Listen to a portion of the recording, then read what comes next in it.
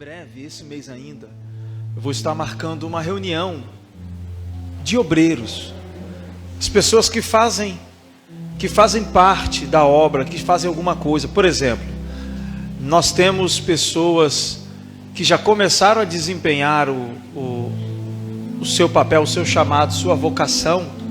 Isso é natural, né? Hoje nós temos a Suiane, que vai começar a ministrar, que agora já vai ministrar no culto de mulheres, amém? Glória a Deus, está na oração. Denise também, né? Calel, que está saindo com a gente aí, distribuindo alimentos, e assim, outros. Eri, que vai começar a cantar com a gente no louvor. E você que quer, nós temos a Cel, que é do diaconato, da ceia, mas precisa estar ali mais atuante. Eu quero o Cel orando domingo que vem. Escutou, Denise? Cel, antes de eu pregar, é Cel que vai orar. Pode vir aqui, amém? Domingo que vem, se prepara aí, amém? Quirino, que fica, Quirino pensa que eu não vejo não. Ele não louva não, Quirino fica olhando só para meus dedos no violão. É ou não é? E você está de óculos escuro hoje.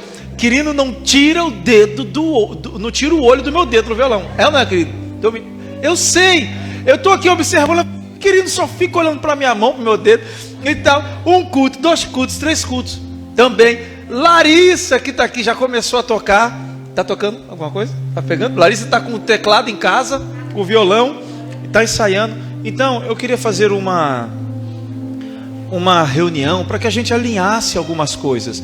Visão, para que a gente alinhasse propósito, para que a gente fosse ministrado por Deus, né, dentro do propósito de cada um, né, porque cada um tem um propósito na igreja. A gente precisa entender isso, para que não sobrecarregue ninguém. Tem gente que até consegue fazer várias coisas ao mesmo tempo, não tem? Tem, mas impede que o outro faça, porque às vezes o outro tem um chamado, e por eu ser tão versátil, eu estou impedindo que o outro venha desempenhar, porque eu sou versátil. Então é preciso que o outro venha desempenhar também. Então eu dou um passo atrás, recuo para que o outro possa ocupar o espaço que ele pode ter espaço para todo mundo trabalhar. Ou melhor, já está faltando espaço para a gente aqui. A gente vai, amém? Quantos creem que daqui a pouco nós estaremos construindo a nossa igreja? Amém? E aí vai ter bastante espaço para todo mundo fazer muita coisa. O alimento, a marmita, o que é hoje? Baião com frango, R$10, e tem bebida. Hoje não tem bebida, hoje é só água. Hoje é baião com frango, baião de feijão verde, é isso? Baião de feijão verde. Porque esses dias eu comi um baião de fava. Eu estava na rua fazendo uns negócios. Eu falei assim: Denise, eu não vou voltar para casa para almoçar não. Onde é que você está? Estou aqui no Pirajá. Você vai comer aí? É do jeito que eu gosto, no meio da feira, todo mundo, eu sentado, aquele povo passando, e eu comendo ali, aí mandei a foto para ela, eu falei, essa mesmo que eu quero comer hoje, né? É aquela costela, aquele baião. Eu já mandei foto pro meu pai, que alegria, e o povo gritava, ei macho, de lá, uma alegria. Eu gosto dessas coisas. Feira, no meio do povo, eu sentado ali, eu parecia menino no parque de diversão. E aí eu comi baião de fava, era baião de fava, né? Então hoje é baião de feijão verde, né? Com frango. Compre. Esse dinheiro está sendo guardado, e nós vamos abrir uma conta só para esse valor, ok? Que não vai ter nada a ver com o gerenciamento que a gente faz do valor do dízimo e da oferta. Esse valor vai ser tomado conta, 3, 4 pessoas vão estar ali com acesso a essa conta, e esse valor só deposita 2 pessoas. É 2 pessoas? É 2 pessoas, então vou estar com... Não, para botar mais uma, porque para não ficar só eu e uma pessoa, bota outra. Até porque essa conta não é para ser movimentada. Esse dinheiro não é para ser movimentado. Tira porque precisou dali, não. Se precisar, a gente ora e Deus vai mandar de outra fonte. Esse valor é para comprar o terreno da igreja, ou construir a igreja, já que tem uma pessoa dizendo que vai ajudar na compra desse terreno, na doação do terreno, amém? Então o que vier, veio, irmãos. Se a gente comprar, comprou. Se for metade doado, se for doado inteiro, não importa, o que vier, veio. Mas esse dinheiro vai ser usado para uma finalidade ou para outra. Não é para fazer nada, mais nada. Não é para comprar microfone, não é para comprar nada, é para para isso, para esse propósito. É por isso que tem que ter mais de uma pessoa, amém, testemunhando ali, sabendo quanto entra direitinho, né, o extrato da conta, tá bom? Amém? Então ajude. Semana passada, graças a Deus, faltou, e eu creio que hoje vai faltar também.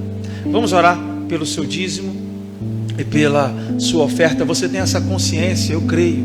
Gente, a gente precisa entender que aquilo que damos para o Senhor é tão pouco perto do que Ele tem nos dado. Tão pouco. Não faça conta, irmãos. Não faça conta do seu dízimo. Nós não estamos na lei para darmos os dízimos contadinhos.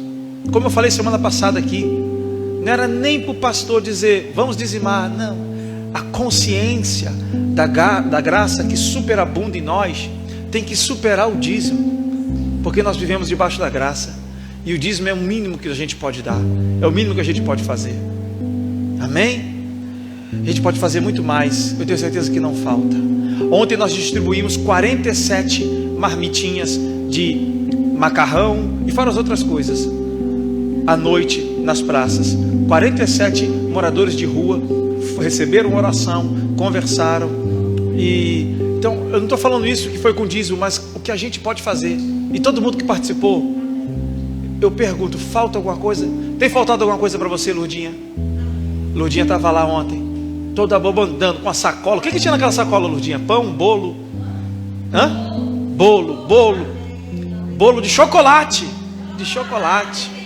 Esses moradores de rua, os moradores de rua estão comendo bolo de chocolate, bolo de milho, marmitinha, coisa linda. Sabe o que é isso? Isso é justiça, porque eu não como na minha casa. E por que ele que mora na rua não pode comer? Ele não vai deixar de ser morador de rua, mas vai comer o que a gente come. Não vai deixar se ele quiser, se ele não quiser, na verdade. Porque ontem nós já recebemos testemunhos. Um dos moradores que a gente está conversando com ele, sabe o que ele disse? Minha avó me chamou de novo para morar com ela. E já estou voltando para minha casa. Porque a gente não vai só levar a comida, a gente vai levar a palavra também e a consciência. Amém? Então se oferte e oferte o que você tem. Você é a melhor oferta. O seu coração é a melhor oferta. Mas lembre-se que Deus não é açougueiro, Ele não quer só o seu coração. O dinheiro disputa o nosso coração com Deus. Então quando nós somos liberais, nós estamos dizendo para Deus, o dinheiro não é o meu Deus. Meu Deus é o Senhor, provedor de todas as coisas. Amém? Vamos orar. Pai amado, Deus de poder e glória, nós te agradecemos por essa celebração, por esse culto, ó Pai. Louvamos o teu santo nome. Bendizemos a ti. Obrigado, Senhor. Obrigado por essa palavra de hoje. Obrigado por cada oferta. Obrigado pelos louvores. Obrigado pelos dízimos. Obrigado, Senhor.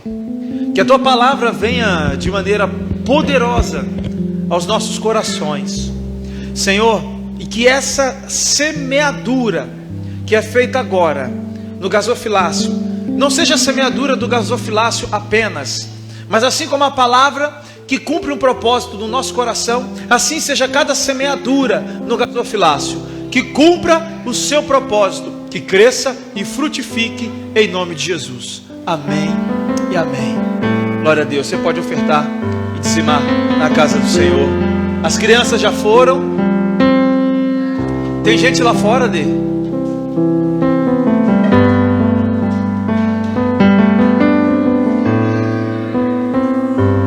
Aleluia.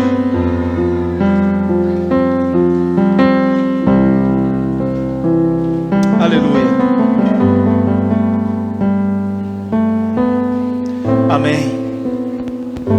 Vamos abrir no livro de 2 Samuel, capítulo 23. 2 Samuel 23. Deixa eu ajeitar o som aqui. Ei. 2 Samuel 23.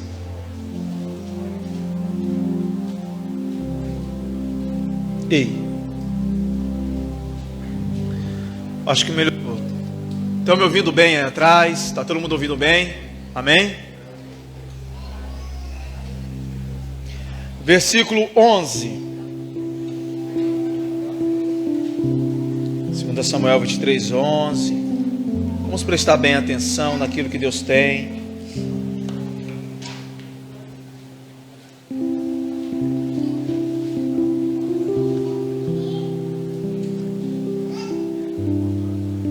Amém? Diz assim: e depois dele, Samar, 2 Samuel 23, 11, amém? Agora sem conversa. E depois dele, Samar, filho de Agé, o Ararita, quando os filisteus se ajuntaram numa multidão, onde havia um pedaço de terra cheio de lentilhas, e o povo fugia diante dos filisteus, este, pois, se pôs no meio daquele pedaço de terra, e o defendeu, e feriu os filisteus, e o Senhor efetuou um grande milagre, através da vida de Samar. Preste bem atenção, nós vivemos em um tempo, que esses dias eu até ministrei uma palavra dizendo, seja bem-vindo, estamos em tempo de guerra. Estamos em tempo, 2 Samuel 23, versículo 11 e 12. Amém, então vamos orar. Amém, amém. Vamos lá. E depois dele, Samar, filho de Agé, o Ararita, quando os filisteus se ajuntaram numa multidão, onde havia um pedaço de terra cheio de lentilhas, e o povo fugia diante dos filisteus. Este, pois, se pôs no meio daquele pedaço de terra, e o defendeu, e feriu os filisteus, e o Senhor efetuou um grande livramento. Amém? Amém. Amém. A palavra é assim, glória a Deus. Amém. Esses dias na ministração eu falei, seja bem-vindo, estamos em guerra. Nós estamos em um tempo de guerra. Guerra de conceitos, guerras ideológicas, uma guerra contra esse vírus, contra essa pandemia, contra a doença, guerra contra o medo e contra um monte de coisa. Tem até uns guerreando uns com os outros sem precisar, irmãos contra irmãos sem precisar. E é um tempo em que os ânimos estão aflorados e que às vezes nós perdemos a razão. Esses dias, conversando com um pastor, amigo meu, eu falei, eu não vou assistir isso, que eu fiquei tão irado com uma situação que eu falei, eu não posso, porque isso suscita o velho homem e eu tenho medo dele. O pior que há em nós, quando a gente vê algumas covardias sendo efetuadas contra o povo. Então, há todo um sistema de batalha que a gente começa a ver que nós estamos vivendo hoje dentro de uma era que não é nem moderna e nem pós-moderna. Nós estamos em uma revolução como um todo. O mundo se encontra nessa revolução. Revolução tecnológica, revolução mecânica, revolução na área dos empregos. Alguns empregos estão deixando de existir e não é porque a pessoa está sendo mandada embora, simplesmente porque algumas máquinas estão tomando o espaço de 10 homens e por aí vai. E dentro desse tempo, a palavra do Senhor nos dá alguns indicativos a respeito da vida de Samar que a gente pode aprender hoje aqui com ele. Na guerra nós temos que lutar. Na guerra nós temos que defender aquilo que é nosso. Ora, se um reino ou império tenta invadir o nosso país, então os soldados do exército, da aeronáutica e da marinha, da polícia e de todas as forças, sejam elas quais forem, vão se colocar em frente de batalha para impedir que isso aconteça. Vão se colocar na fronteira do Brasil para impedir que o exército inimigo venha a invadir. Então existem exércitos e inimigos tentando invadir para tomar aquilo que é nosso, aquilo que Deus nos deu, aquilo que é um presente, é uma dádiva divina em nossa vida. E a palavra diz que quando os filisteus subiram para tomar o campo de lentilha, todo o povo fugiu, mas Samar se colocou no meio do campo e defendeu o seu campo e impediu. Samar fazia parte dos 37 valentes de Davi. Se você olhar um versículo antes, você vai ver que tem um que lutou a ponto da sua espada ficar grudada na mão. E eu não sei quantas pessoas ele matou, mas só para você ter uma ideia, teve um valente de Davi que feriu 3.000 com uma lança. O outro acertava um fio de cabelo com uma flecha. Só para você ver, os 37 valentes de Davi, teve um que entrou em uma caverna, puxou um leão pela barba e o matou. Eram homens destros na batalha, eram homens que matavam 100, 50, então ele matou uma multidão sozinho. Enquanto todo mundo fugia, ele dizia: vai, vocês podem até fugir, mas o que Deus me deu é meu, e o inimigo não vai tomar. E ele colocou-se no meio do campo, batalhou, e Deus deu o livramento através de Samar. Quando Davi se juntou com homens amargurados em uma caverna, Davi foi para uma caverna, estava amargurado, Davi estava para baixo, Davi estava sendo perseguido, o mundo todo havia se voltado contra Davi. Quando digo o mundo, o sistema, quando cai sobre nós, e a gente entra num quarto escuro, e às vezes esse quarto escuro não é um quarto físico em si, mas um quarto escuro da nossa alma, aonde a depressão quer nos tomar, aonde a ansiedade toma conta do nosso ser, e a gente entra dentro desse quarto escuro e fica amargurado, ressentido, para baixo. Pois Davi teve esses dias, e ele se juntou com pessoas que estavam iguais a ele, porque todo aquele que está para baixo, que tem uma tendência depressiva, ou que está passando por um quadro, seja espiritual ou biológico, clínico, desta enfermidade, ele não consegue ficar do lado de uma pessoa que está celebrando uma vitória. Ele quer a empatia, então ele se junta com pessoas iguais a ele. Dificilmente você vai ver um pessimista andar com um otimista, porque o pessimista diz: está dando tudo errado. Ele diz: eita, mas está dando tudo certo. Onde é que você vê isso? As coisas estão... não estou conseguindo andar com você não, você não consegue enxergar a verdade. Quem não enxerga a verdade é você, porque um é otimista, o outro é pessimista. Então o pessimista se junta com um que ele diz: eu acho que não tem mais jeito. Aí o outro: agora acabou-se tudo de vez. E eles ficam se alimentando e se retroalimentando das suas derrotas, um mais derrotado do que o outro, e jogando o outro para baixo. Davi se sentiu assim e se juntou com essas pessoas. Mas quando ele foi para lá, ele disse: espera aí, rei, espera aí, eu fui escolhido rei. Espera aí, há uma promessa sobre a minha vida. Eu não posso ficar aqui me alimentando da derrota com estes homens amargurados de espírito. A Bíblia diz que eles eram amargurados de espírito. Sabe o que Davi fez? Davi se levantou, e aí já não eram 37 eram os valentes, ali eram 400. Desses 400 homens, Davi foi o líder deles, e estes homens foram tratados por Deus através de Davi, e se levantaram da sua amargura. Ande com quem não concorde com a sua derrota. Noemi disse assim: Ruth, não me siga, o meu nome não é nem mais Noemi, o meu nome é Ruth, o meu nome é Mara, porque eu estou amarga, e na amargura o Senhor me colocou. Ruth olhou para ela e disse: aonde tu fores eu irei, o seu Deus será o meu Deus, e o teu povo o meu povo. Sabe o que Ruth está falando para Noemi? Noemi, o seu nome é graça, não é amargura, porque Mara significa amargura. O seu nome é graça, não é amargura, não é amarga. O seu povo é meu povo, o teu Deus é meu Deus. E Ruth seguiu a graça. Quem segue a graça jamais será confundido. Siga a graça, siga a graça. Não ande com quem concorde com a sua derrota, com quem você se lamenta e diz: não, você tem razão, não vai dar mais nada certo. A pessoa está quase colocando a corda no seu pescoço. Fique com raiva da pessoa, porque ela disse que vai dar certo, mas não deixe de andar com ela. Fique com raiva.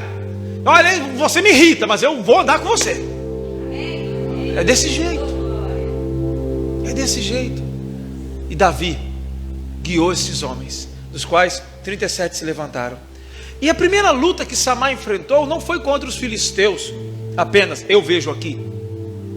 A primeira luta que Samar lutou, antes de Samar lutar contra a luta contra os filisteus, ele lutou contra aquilo que pensavam dele. E ele estabeleceu uma identidade. Identidade, sabe por quê?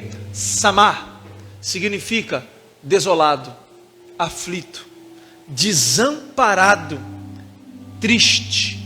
No hebraico, a palavra Samar é derivado disso.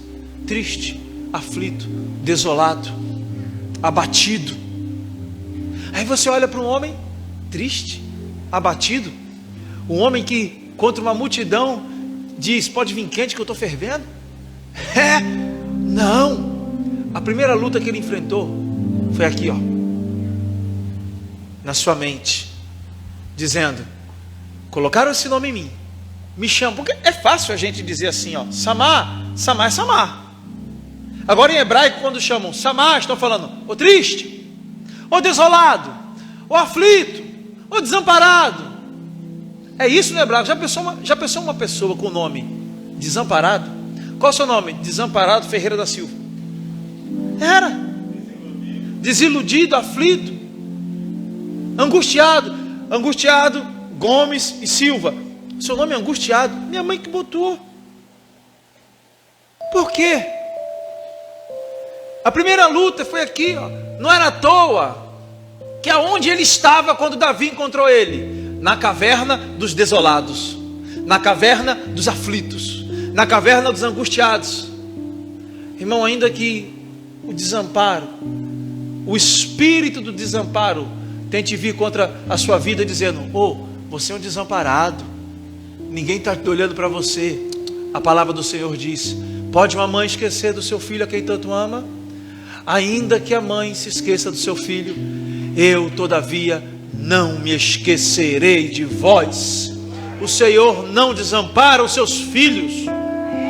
Não deixa essa voz vir sobre a sua vida. Espírito de angústia, angustiado, de aflição, é uma guerra. Então ele venceu aqui Samar, que foi um dos 400 homens que estavam ali em aflição. E depois foi um dos 37 de Davi, lutou, estabelecendo a sua identidade. Você não é aquilo que os outros dizem, do que os outros te chamam. Ele cresceu ouvindo, desamparado, aflito, ou desiludido. Vem cá. E todo lugar onde ele ia, ele ouvia isso. E isso vai entrando na alma da pessoa. Porque de tanto a pessoa ouvir, ela acaba se comportando conforme aquilo que ela ouve. Tem uma coisa que é interessante. A mãe começa a dizer assim, ó: esse menino não para quieto, não sei o que esse menino tem, só pode... esse menino, a pestinha, esse menino não para quieto. Olha, esse menino, aí o menino está ali, e do menino não para mais quieto. Daqui a pouco o menino está com 5 anos, 6 anos, e ele não consegue mais parar quieto no colégio. É porque ele não para quieto. Ele está ouvindo desde os 2 anos, dos 3 anos, que não para quieto. Ele vai parar quieto para quê? Quem está falando é a mãe dele, é a autoridade. Ele ama a sua mãe. E se ele ama a sua mãe, gente, isso é psicologicamente chamado de interlocução maêutica. Então, a criança começa a assimilar aquilo que a mãe fala. E aí ela diz: eu não vou parar quieto. Mas ela não tem essa capacidade de raciocinar logicamente. Isso fica instintivo nela. Quando ela está com 6 anos, lá no... como é que é o nome? ABC? ABC é o nome? 6 anos? Não tem negócio da formatura do ABC? Maternal. 6 anos é maternal? Não, o que é 6 anos? Quando a criança está com 6 anos, 7 anos lá, que ela está... Na minha época era CA. Jardim 1, Jardim 2, Jardim 3, CA, primeira série. Era isso. E só tinha até a 8ª, graças a Deus. Hoje tem a 9ª, né? Então, a criança está lá. Aí como é que a criança faz? Corre para o lado, corre para o outro. Aí agora, a outra autoridade começa a falar. A professora: esse menino não para quieto, o seu filho não para quieto. Na cabeça da criança, a criança está assim, ó. Está gostando, porque tem a professora e tem a mãe. Aí a mãe começa a brigar agora. Aí começa a confundir a criança. Peraí, mas antes... Aí agora eu estou recebendo castigo. E aí começa o processo de confusão. Aí a criança... A mãe começa a falar para a tia. E a criança... Irmão, criança ouve do outro lado da rua. A mãe fala para a tia: menina, eu não sei mais o que eu faço com o Pedrinho, com o Joãozinho. É sempre o Pedrinho ou o Joãozinho, né? Menina, eu não sei o que eu faço mais com ele. Esse menino tá uma peste. E a criança... Começa. E ela começa a assimilar esse comportamento. Com 12 anos, com 11 anos, ela está arranjando briga na rua com um pedaço de pau e com bola de gude. Até então, toda criança tem que passar por essa fase de brincar, de brigar, de cair, de quebrar um dente. Isso é normal. Criança que não cai de cabeça, não é criança, é normal. Amém? Eu caí de cabeça várias vezes e estou aqui lesionado. Amém? É por isso que eu sou assim. Não estou brincando. Criança passa por isso até então, mas chega um período que ela assimila essa identidade, porque isso vai entrando na alma dela, e ela começa a assimilar essa identidade dizendo: eu sou uma peste, eu não presto atenção na aula, eu não consigo ser nada na vida. Aí quando ela está com 15 anos, 16, que começa namoradinha e não sei mais o que, e começa os amigos a dizer: ei, vamos para a aula hoje não, vamos matar a aula. Aí a mãe descobre, o pai descobre. Aí o que o pai, que não aprendeu ainda, diz: você não vai ser nada na vida. E todas essas vozes. Aí quando já está lá com 30 anos, você vai conversar com ele no gabinete pastoral, ou você vai conversar com ele no gabinete do psicólogo. Aí sabe o que acontece? O psicólogo vai fazer a anamnese dele e vai puxar lá no que Freud diz que é o reservatório primal. Puxa lá as vozes de autoridade dizendo que ele era um pestinha, que ele não prestava, que ele não parava quieto e que ele não ia ser nada na vida. E chegou com 30 anos, assimilou aquilo ali, e agora tem que ter todo o processo.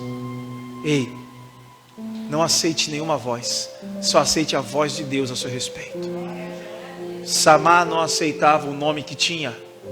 Ele não era desprovido, desamparado. Ele era um guerreiro. Ele foi escolhido pelo rei mais nobre de Israel, o maior rei que Israel teve até os dias de hoje. E ele lutou, e Deus deu o livramento. Não importa daquilo que te chamam, não importa o que falaram, é você que Deus vai levantar nesse tempo para operar grandes coisas, e Deus vai dar livramento.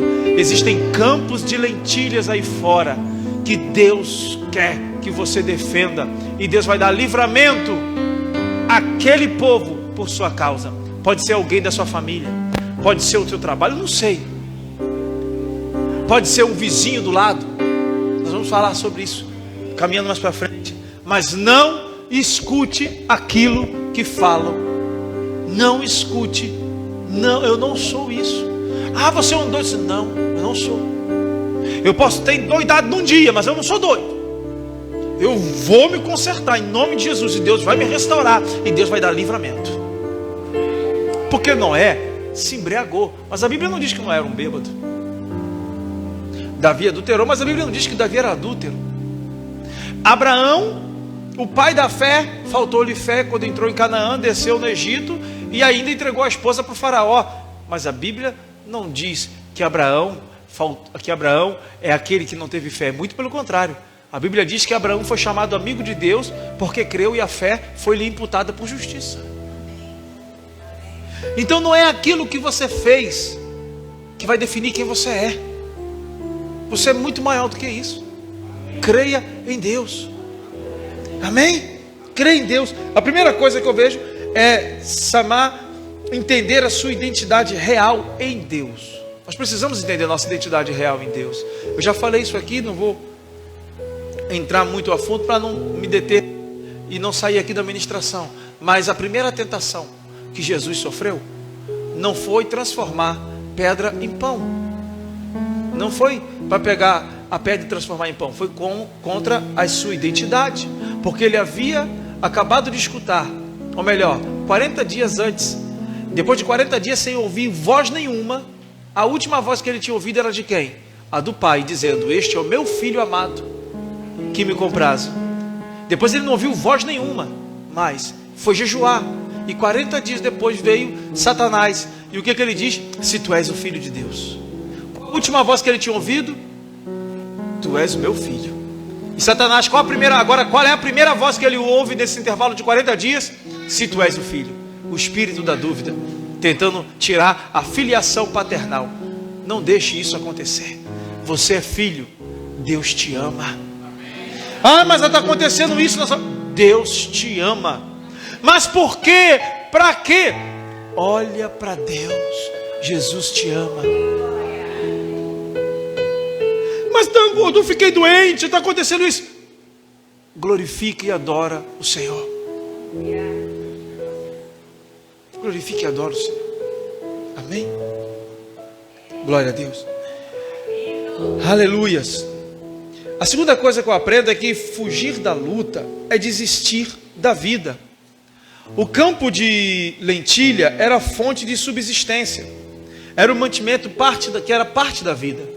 A gente vê Saul voltando do campo cansado e trocando a sua primogenitura por um prato de lentilha, que Jacó estava com um prato de lentilha. Então, lentilha fazia parte do cardápio, fazia parte da subsistência, era o pão diário de cada um. Samar não queria entregar o seu campo para o exército inimigo. Fugir da luta é desistir da vida, porque na vida você tem luta. Eu não posso pregar o evangelho fácil. Agora vem para Jesus que está tudo fácil. Não, pelo contrário.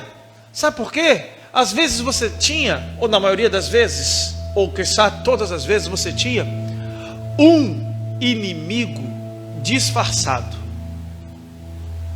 que era o diabo fingindo que era seu amigo. Agora se tem um inimigo declarado, porque o diabo não ama ninguém. Quem está do lado dele, quando o diabo faz alguma coisa por alguém, não é porque ele ama, é justamente porque ele odeia. Então ele faz para que fique do lado dele, porque ele sabe o seu fim. Ele sabe aquilo que está reservado a ele. Entenda que o inferno não foi feito para o homem. Deus não fez o inferno para o homem. O homem vai por rejeitar a graça de Deus. Mas o inferno foi feito para Satanás e seus anjos. E a Bíblia diz que a morte e o inferno naquele grande dia serão jogados no lago que arde de fogo e enxofre. Então, o diabo sabe o seu fim. Ele sabe que naquele grande dia um anjo prenderá ele por 1000 anos. E ele quer levar o máximo de pessoas possível com ele. Então quando ele atrai alguém para o lado dele, ele atrai porque ele odeia, não é porque ele ama. Mas ele continua sendo inimigo, só que é um inimigo disfarçado. Agora quando você passa para o lado de Deus, quando você vem aqui para a destra de Deus, sabe o que acontece? Ele se declara. Ele fica com raiva porque perdeu. E aí as coisas acontecem, começam a acontecer. Quando a voz, porque Jesus começou o seu ministério aos 30 anos, apesar de, com 12 anos, ele já tinha dado seus sinais na sinagoga, tinha falado abertamente, mas 30 anos ele começou ali publicamente. Então quando ele começa, a primeira coisa que vem, o primeiro espírito que vem falar com ele, não foi um anjo, foi o diabo. O Espírito Santo levou Jesus ao deserto para jejuar. Depois de 40 dias, não foi um anjo que foi conversar com Jesus. Como? Agora eu estou com você, Jesus. O Espírito do Altíssimo está contigo. Arrebenta que aqui tem uma miríade, uma legião de anjos. E nós vamos quebrar tudo aqui em Jerusalém. Nós vamos, vamos ouvir. Não, foi o diabo. Você já parou para pensar nisso? Foi o diabo. Às vezes você diz, eu vou me consagrar, eu vou orar, eu vou jejuar. No outro dia, você perde a paciência, o diabo apronta uma e você, quando você diz, peraí, mas eu estou de jejum, por que eu estou brigando, ralhando, xingando? Entendeu? Não vigiou. Você não vigiou, você estava em espírito, estava jejuando, mas você não vigiou. Perdeu, acabou o jejum, começar de novo. Entendeu? Jesus começou a ser tentado nisso, ele vigiando. Ei, quando o inimigo ouviu Deus falar, porque Cristo é o mistério escondido de Deus, diz a palavra. Quando ele se revelou, o que o inimigo diz é esse. Quando no batismo, até então, quando no batismo ouve-se a voz e em forma corpórea, como pomba, veio o Espírito sobre Cristo, o diabo diz é esse. É agora eu tenho certeza quem é o Messias, eu tenho certeza. Agora eu tenho que atrapalhar. Eu já atrapalhei Adão, eu já atrapalhei Abraão, eu já atrapalhei Isaac, eu já atrapalhei Noé, eu já atrapalhei Davi. Agora esse aí eu vou conseguir também, porque até agora tudo que eu fiz eu consegui. Mas a Bíblia diz que Jesus em tudo foi tentado e em nada pecou. É por isso que todos os nossos pecados, as nossas transgressões foram levadas na cruz, e todos os justos juízos de Deus que haviam de vir sobre nossa vida, Jesus carregou, e nele nós somos livres, libertos, para glorificar o seu santo nome. Mas tem luta ainda assim, você vive aqui, tem luta diária.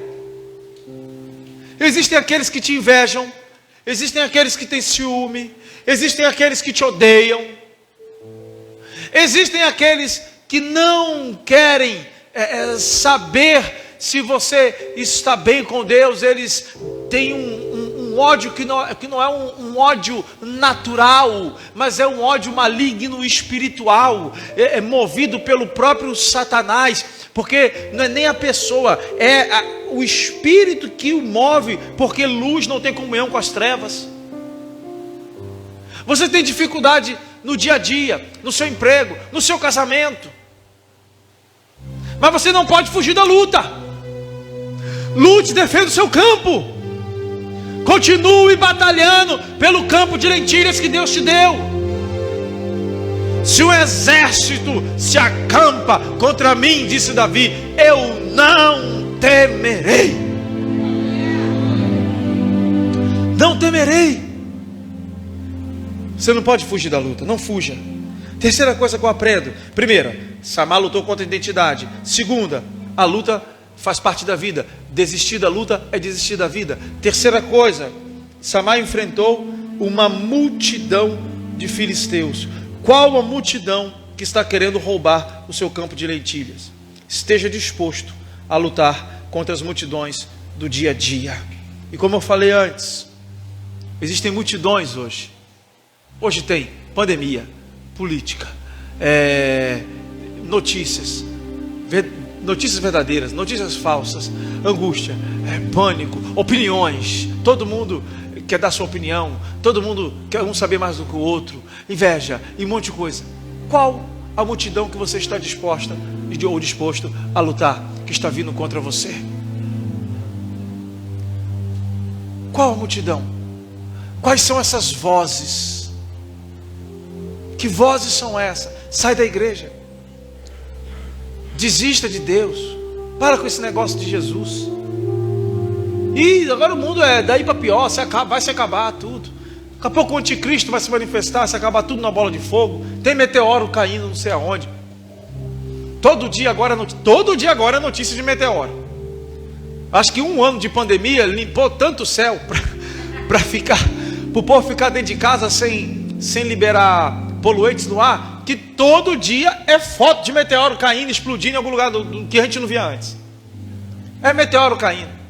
Aí o Pentágono vem semana passada e diz, essas imagens são reais. É disco voador para tudo que é lado. Até o Pentágono está dizendo que existe OVNI, disco voador. Você está vendo o imbróglio, o furacão que a gente está?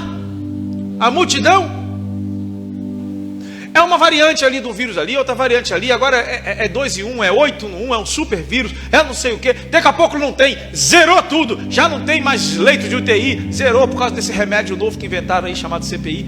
E aí zera todos os leitos de uma hora para outra. Você está vendo no que a gente está envolvido? E se a gente não tiver em Deus, a gente fica aqui assim, ó. É isso aqui, agora aqui está certo. E não, aqui não está tão certo não, vou para cá. Agora aqui está certo. Aí a outra voz começa a falar lá, é mentira. houve calúnia, houve roubo, houve corrupção. Então vou para cá. E o povo fica para um lado, para o outro. Ei, a Bíblia diz que Samar ficou no meio. Quando diz no meio, ele tomou uma posição. Não é que ele ficou em cima do muro. Ele tomou uma posição e disse: eu vou defender o que Deus me deu. Tome uma posição. Não fica correndo para um lado, para o outro. O que o espírito desse mundo, o espírito do anticristo, o espírito maligno quer é que a gente fique igual barata tonta, guerreando, sem resultados. Porque tem gente que luta e não tem resultado algum. É o ativismo. Fixe, plante os seus pés no meio, olhe fixo para o seu inimigo. Irmão, a nossa luta não é carnal. As armas de da nossa milícia é espiritual para vencer essa batalha. E ela é poderosa em guerra. Amém? Então Samar enfrentou essa multidão. Todos nós temos um campo de lentilha. E Samar protegeu o seu campo. Proteja a sua família, o seu emprego, sua vida com Deus, sua igreja, seus pastores, seus irmãos. Defenda. Não acuse. Porque fulano é assim, fulano é assado. Irmãos, de certo tem alguma coisa em você também que desagrada a Deus. Só muda o nome. Então defenda um ao outro. Às vezes, irmão, antes de pular para o próximo tópico, sabe como nós somos? Nós somos aquele irmão que ficou dentro da casa, quando o filho pródigo saiu, gastou tudo que tinha, comeu com os porcos, aí caindo em si, disse a Bíblia, no livro de Lucas, capítulo 15, e caindo em si, disse: levantar-me-ei, irei ter com meu pai. Certamente, até os seus empregados comem melhor do que eu. E ele foi. Quando ele chega, o pai recebe de braços abertos. Mas o irmão que tinha ficado dentro de casa, mas o irmão que estava comendo do bom e melhor, mas o irmão que tinha perdido o seu irmão para o mundo, começa a reclamar. Sabe por quê? Porque o pai começa a dar a ele presentes. Toma-lhe um anel, toma uma sandália, coloque vestes novas, vou matar um cordeiro para você. O irmão olha e diz: gastou tudo, perdeu tudo, estava no mundo, pediu a herança que nem tinha direito, porque o senhor não morreu ainda, e agora o senhor está fazendo uma festa para ele. Às vezes a gente está assim. Em vez de fazer festa para aquele que volta, a gente fica julgando. Olha lá, foi para o mundo, fez tudo, estava lá nas Hipocrates, eu vi todo final de semana com a namoradinha, com o namorado.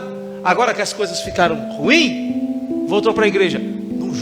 Não julga, celebra porque voltou. Se ele errou, fez tudo errado, aí vai acertar com Deus, mas celebra porque ele voltou. Olha que o pai diz: esse era o meu filho que havia se perdido e foi encontrado. Você está reclamando do quê? Você, tudo que é meu é teu. Você está aqui todos os dias comendo do bom e do melhor. Parece que a gente tem inveja, irmão. Eu vejo uma pessoa reclamando de quem está no mundo, parece que ela está com inveja. Você quer fazer o que ela está fazendo? Você quer estar tomando os goró que ela está tomando nas Hipocrates, dizendo aê, eu, ainda sou desse tempo, do aê, eu. Você queria estar lá? Porque você está reclamando, falando dele. Você tem que celebrar porque ele voltou. Parece que ele estava comendo o banquete e você estava comendo lixo. E por que eu estou aqui na igreja? Eu estou aqui pagando preço e agora ele volta e Deus dá presente para ele. Irmão, ele estava comendo lixo. Ele estava comendo lixo. Que essas músicas aí do mundo, irmão, difícil. Eu não estou falando que toda música que não é cristã é mundana e diabólica. Não sou dessa opinião. Porque tem música que fala de Jesus que é pior do que música do mundo. Pode ter certeza. Quem te viu passar na prova e não te ajudou, quando vê você na bênção vai se arrepender. Vingança. Esse não é o Espírito de Cristo. Esse não é o Espírito de Cristo. Eu prefiro uma música do Djavan do que cantar uma música dessa. E eu falo aqui publicamente. Também não estou incentivando você a ficar escutando música do mundo, não é isso. Mas parece que quem está comendo lá fora está comendo tesouro, e quem está comendo aqui dentro está comendo lixo. É o contrário. É o contrário. É o contrário. Quem está comendo aqui está comendo do maná. Quem está comendo lá fora está comendo lixo. Quando ele volta, meu irmão, ele só o presente de Deus.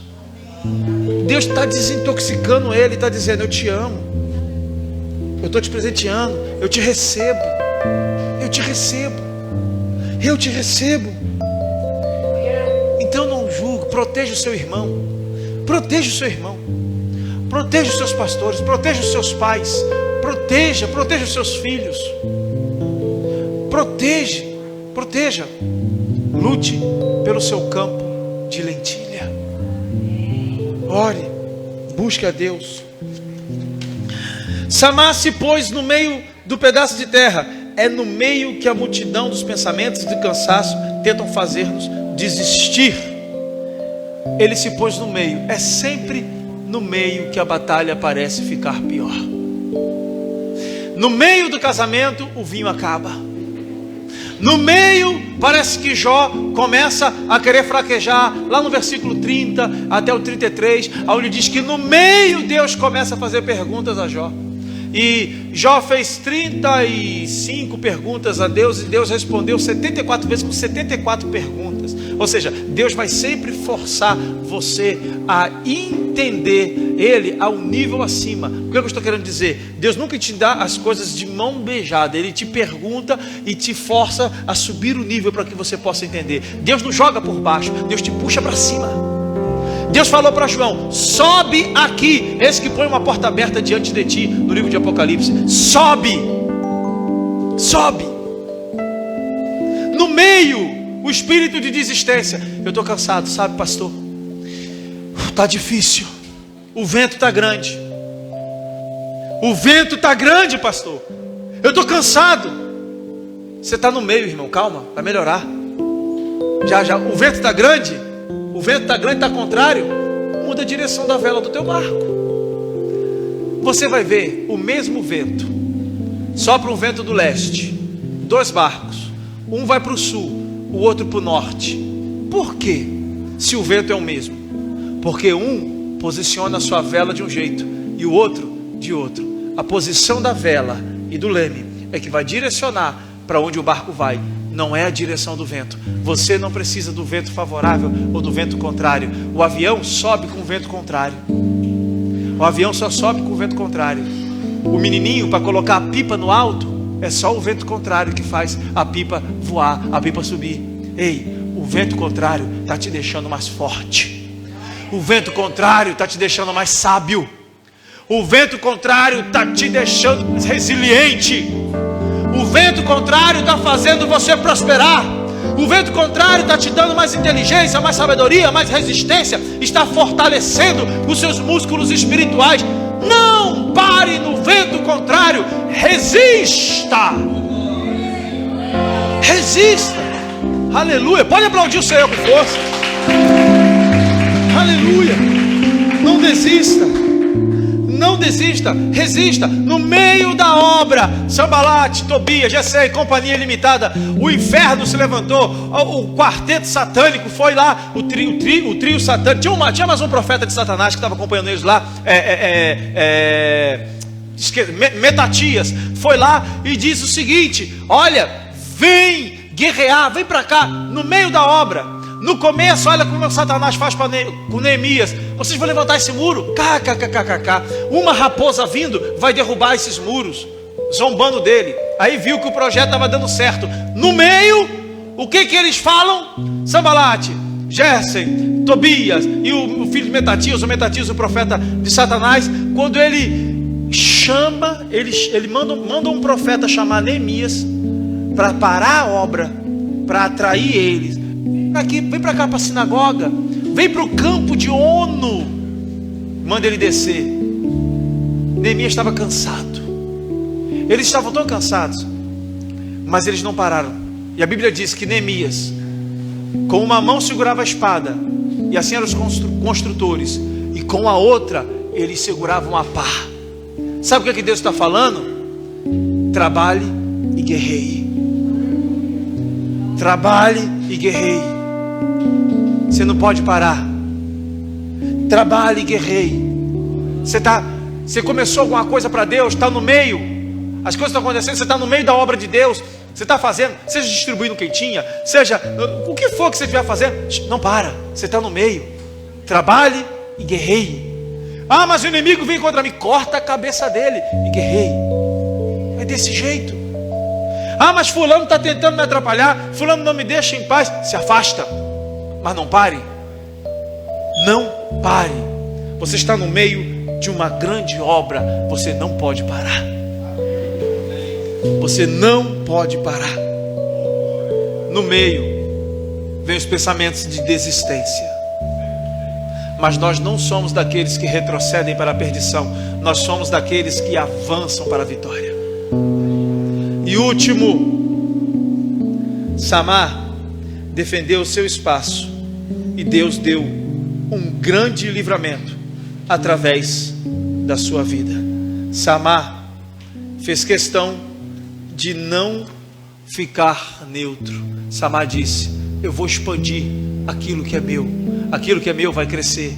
Esse campo Deus não me deu para que eu possa perdê-lo, mas para que ele possa crescer.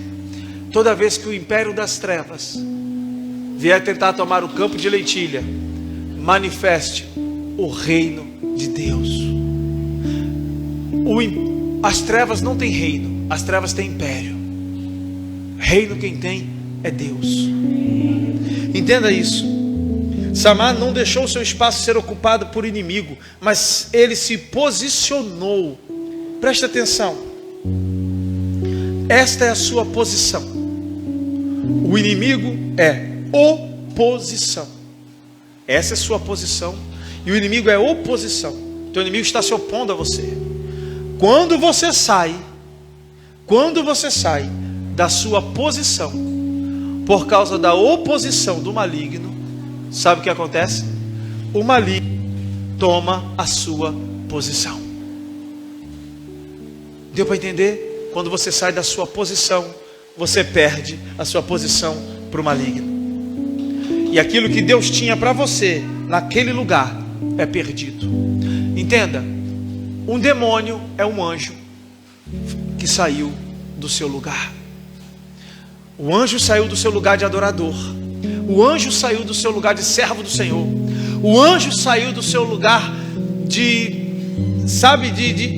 seja ele querubim, serafim, arcanjo, de guerra, o que for. Ele saiu do seu lugar e começou a ter um lugar de acusação, dando ouvidos a Satanás. Satanás, que naquele tempo era chamado Railel ben Shahar, o filho da honra, ele era chamado assim, começou a persuadir os anjos. E persuadindo os anjos saíram do seu lugar e foram para o lugar que agora é chamado de diabo, o opositor, o divisor. Toda vez que você sai do seu lugar, você dá espaço para o inimigo ocupar o lugar que era seu.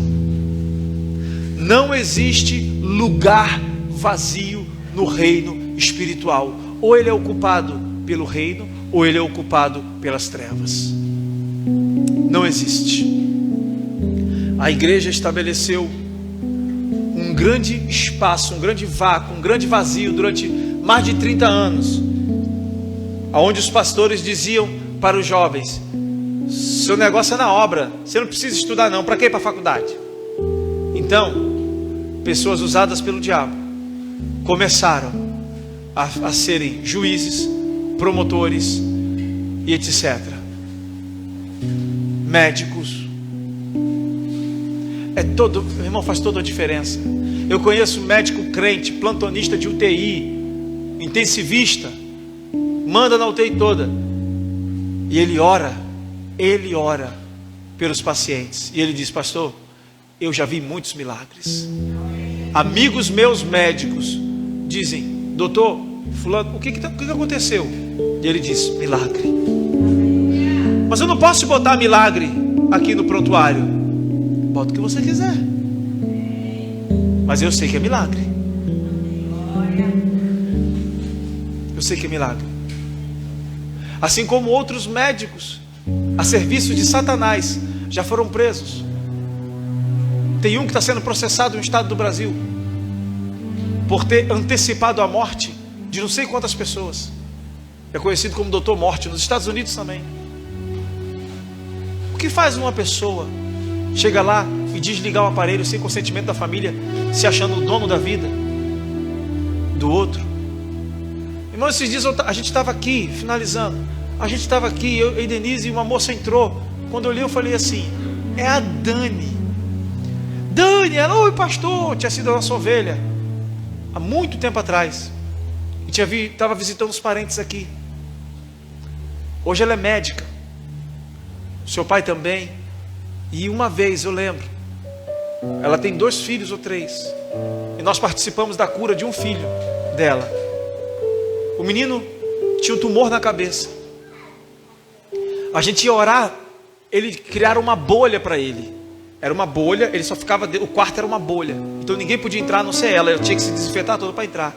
E a gente ficava orando do lado de fora. E aquela criança sentada, pequenininha, tinha uns 2, 3 anos, com tumor na cabeça.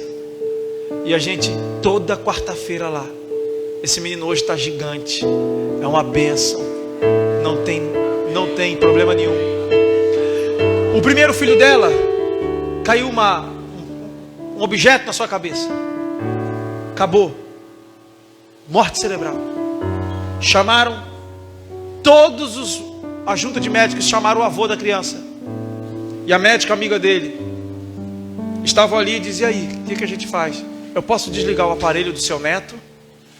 E ele como médico. Mas nesse momento, sabe aquelas irmãzinhas que botam o dedo na cara de Satanás e diz assim: sai daqui, fedorento, eu vou te dar um couro? Sabe? Aquelas irmãzinhas que ninguém, você olha assim e diz assim, ó. Você diz assim, ó, não tá aqui nessa terra. Sabe aquela irmãzinha? E invadiram o hospital sapateando, gritando. Irmão, 10 minutinhos, o menino acordou dizendo, Wagner Júnior, né? Acordou dizendo: mamãe, tô com fome. Morte cerebral, irmãos. Eles iam desligar o aparelho.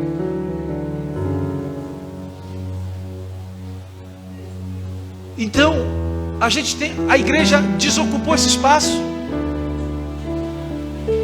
com medo dos jovens se desviarem. Não, a gente tem que preparar os jovens e enviar. Hoje, os ateus estão dizendo: fecha a igreja. Por quê? Porque não ocupamos o espaço antes. Basileia, reino, tomada de decisões. Reino de Deus é Basileia, tomada de decisões.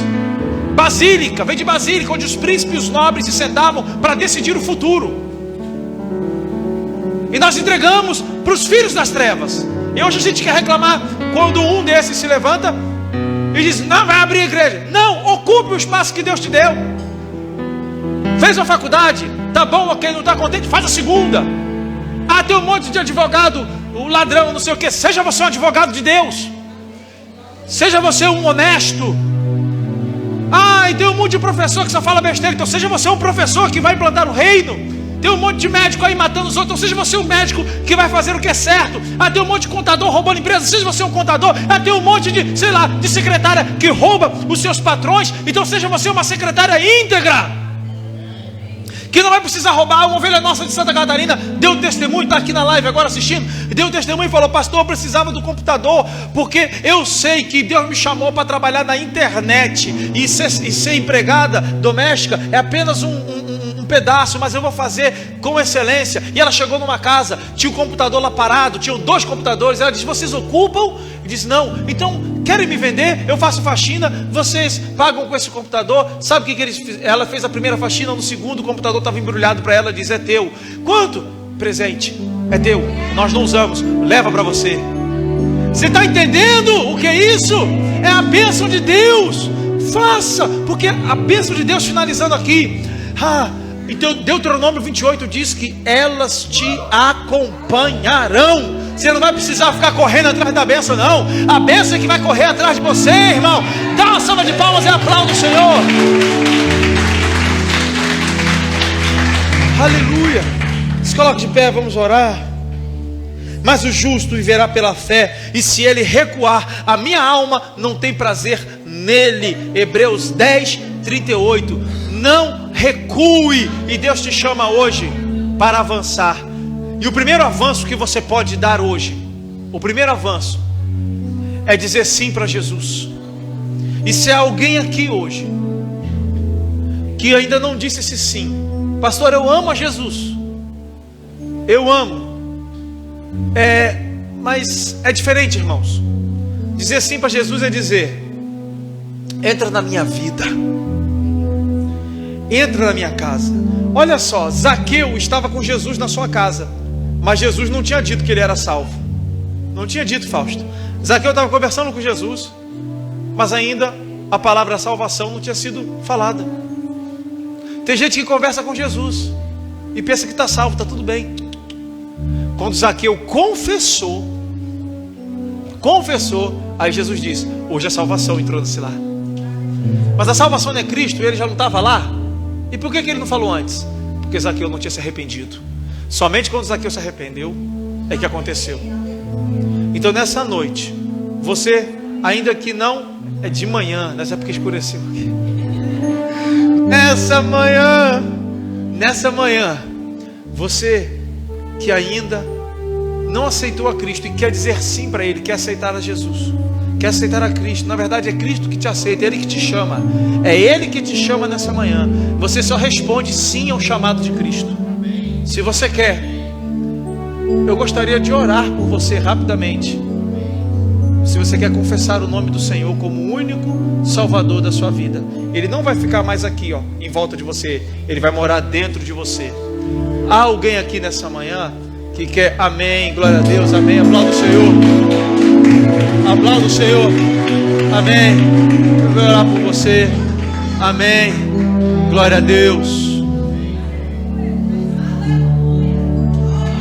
Amém. Amém. Glória a Deus. Amém. Há mais alguém? Essa manhã o Espírito Santo te chama. Aleluias. Aleluia. Aleluia. Vamos orar. Repitam comigo. Pai amado, nessa manhã eu te entrego a minha vida, te entrego o meu coração, me entrego por inteiro. Perdoa os meus pecados. Eu me arrependo de todos eles. Entra no meu coração, seja o meu Senhor e o meu Salvador. Espírito Santo, me sela com o selo da salvação. Amém. Pai amado, Deus de poder e glória, eu te agradeço pela vida dos teus filhos. Obrigado, ó Pai. Obrigado, Senhor Deus. Obrigado. Derrama sobre eles graça. Espírito Santo, toma conta. Toma conta, Pai, em nome de Jesus. Toda a fúria do inimigo seja aplacada agora, em nome de Jesus. Revista eles com teu sangue, ó Cristo, e lava-os com a água da palavra. Assim eu te peço e já te agradeço. Amém. Amém. Aplauda o Senhor. Abençoe, tá? Abençoe. Amém. Santo, glória a Deus. Santo, Deus poderoso. Diga santo. Santo, santo, Deus poderoso. Santo Deus, santo Deus.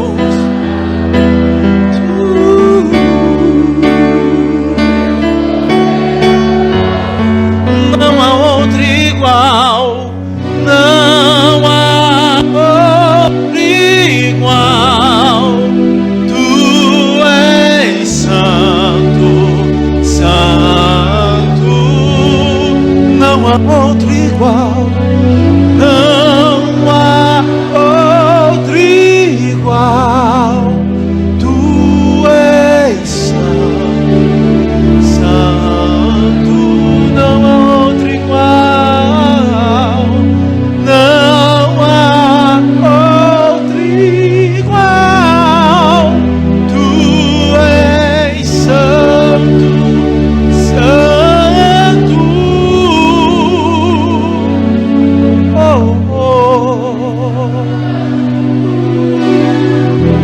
Santo,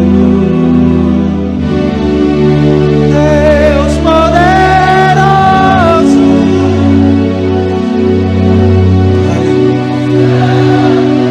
Aleluia, aleluia. Santo, Deus poderoso. Deixa eu falar uma coisa sobre semente. Às vezes a gente fica triste, todo mundo fica triste, até pastor fica triste, todos nós. E eu me lembro que num desses dias, buscando a Deus, a tia desse rapaz que aceitou Jesus aqui, que mora na Holanda, que é minha amiga, que é missionária lá, disse: pastor, eu quero que o senhor pregue hoje aqui, pela internet, numa sala fechada. Mas irmã, isso é o Senhor que Deus está mandando. Deus tem uma obra grande. E ela foi semeando palavra de fé na minha vida. E nós estamos aqui hoje. Enquanto eu estava louvando, Deus falou isso no meu coração. Nós estamos aqui hoje. E ela disse: pastor, meu sobrinho mora aí na sua cidade, convida ele. Você é presente de Deus, Deus te ama. Você é fruto de uma semeadura que a sua tia fez na minha vida. Amém? Não desista. Se vê alguém triste, dê palavra de vitória. Levante, pega na mão. Ah, mas está caído, está bêbado na sarjeta. Pega um de cada lado e vai. Ele não pode andar, seja você a perna dele. Seja você. É desse jeito. Irmãos, depois desse maná que nós comemos, a palavra de Deus, nós temos um maná ali, que eu estou vendo nossa quentinha tudo pronto. Se você não encomendar, já vai acabar. Amém? E nós vamos orar agora. Oh Jesus, que presença maravilhosa. Obrigado, Senhor, por esse dia maravilhoso, por essa manhã. Faça, Senhor Deus, a tua obra resplandecer, ó Pai. Senhor, nessa cidade, abençoa a vida de cada um, ó Pai. Em nome de Jesus, ó Senhor, em nome de Jesus. Que semana que vem nós estejamos aqui, louvando a Deus. Que possamos trazer outros convidados para receberem desse alimento no seu espírito. Em nome de Jesus. Em nome de Jesus. Repita comigo: eu saio daqui recebendo a boa, a viva e eficaz palavra de Deus, e ela não será roubada por nenhum espírito maligno, porque eu sei em quem eu tenho crido, e eu sei que a obra que Ele começou, Ele mesmo terminará. Que o Senhor te abençoe e te guarde. Que a paz do Senhor, a bênção, a prosperidade, a saúde e a sabedoria seja sobre você, em nome de Jesus. Que bem-aventurado, bem-sucedido seja você ao entrar e ao sair, e que a luz do Senhor resplandeça sobre ti. Deus te abençoe, bom domingo, vá em paz. Aleluia, aleluia, aleluia.